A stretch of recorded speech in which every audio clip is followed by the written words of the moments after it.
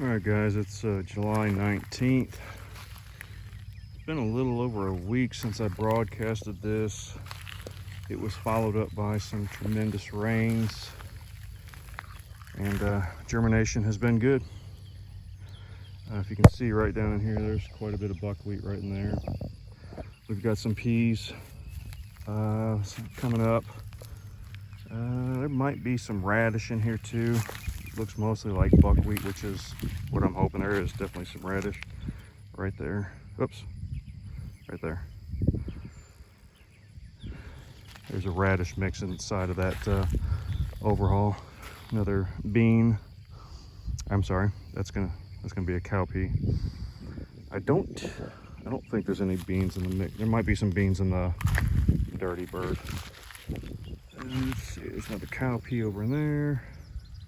Buckwheat, buckwheat, buckwheat, maybe some sorghums. This is either sorghums or Johnson grass. I'd probably lean towards Johnson grass,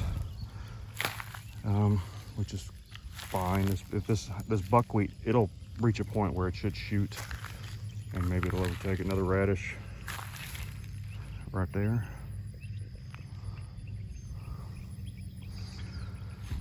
Bunch of buckwheat. Hoping I'm seeing sorghum and millets in here from the dirty bird and not just a ton of Johnson grass.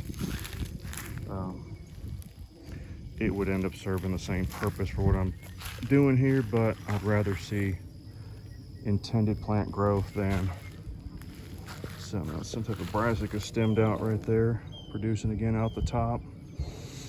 See some passion fruit vine right there. A lot of solid germination. Pretty happy with the peas and buckwheat. We're expecting more rain today, kind of spotty. And then Tuesday we got a really good chance of some storm. So I think, oh yeah, there's some really good moisture in there still. So we're doing okay for moisture in the soil. So this has got, and it's been hot, it's been humid, and a lot of these plants really like that. So based off what I'm seeing here versus what I saw a couple days ago, I am in the chips as far as what I'm wanting this to do. I wish this edge out here, I guess I didn't get enough widespread distribution out to the edge here. I see a few things here and there, but I don't have any overhaul left, I don't believe, so I won't come back and top this off. It'll just come up with whatever comes up. My initial plan is to not fall seed this. I will overseed it, but I won't actually do a termination and replant. I'm just going to let all this buckwheat and sorghum and clover and radishes just do its job, and let the season and age and all that take care of itself. And then next spring or this fall, what I'm going to plan to do is overseed it with clover and chicory, and maybe some rye, and then let it come up next spring.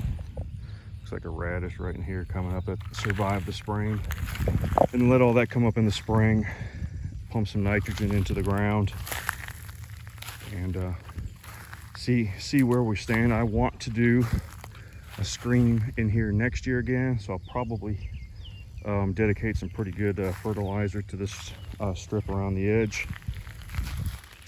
This would be the west side, this would be the north side, and get another screen in here again.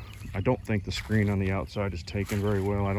I really don't know that the spray killed off the way I want it to, but that stuff can be slow to start, so I'm not going to be too concerned about it right now. Probably won't even attempt it again at this point. I don't know.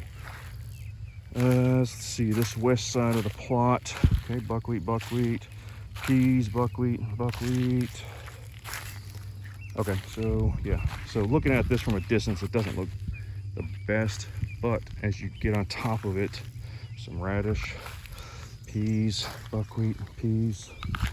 So as you start walking through this, I can see that there is Actually, plenty of stuff in here. Little thin through here. Little thin. Peas. A lot of peas in here. There's a cluster of buckwheat. Okay, so now we start picking up again. So there's one small section there. I had also planted some pumpkin seed somewhere through here, and I don't see an obvious vine yet. The seed may not have been ready. There's the smashed pumpkin right there. The seed may not have matured to a viable state, so it may not generate anything, and that's fine. These pumpkins, I grew them in the garden, they matured, and then a vine borer got to them, killed them off, so I just brought these back here and smashed them. If nothing else, it's hopefully adding something to the plot over time. So this all looks pretty good through here. I'm seeing plenty of peas, plenty of buckwheat, a lot of weeds, but a lot of this stuff is really set back by the spraying that was happening. So this buckwheat will overtake all this. Let's see right here, pretty good dose of peas and buckwheat. Still some surviving purple top and radish there. So this gets a little thicker in weeds and a little greener in weeds that I either missed or regenerate, but I'm still seeing a lot of buckwheat. And the buckwheat will shoot and take over these weeds. A little thin right into my left. This looks good. Okay. Yeah, so I will take what I've got from here. We'll see how the stuff does after these next couple rains.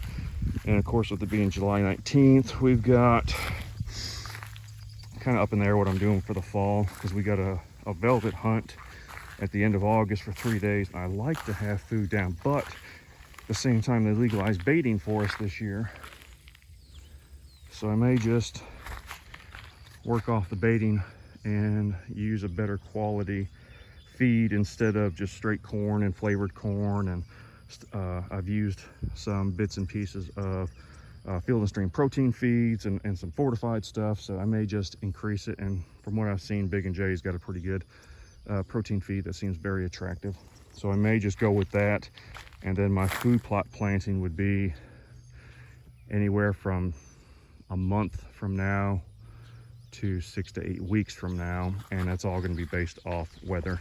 If I can get the right rains in August, I will plant in August. If not, I've learned that waiting till September has been pretty good here, especially when it's a heavy cereal grain.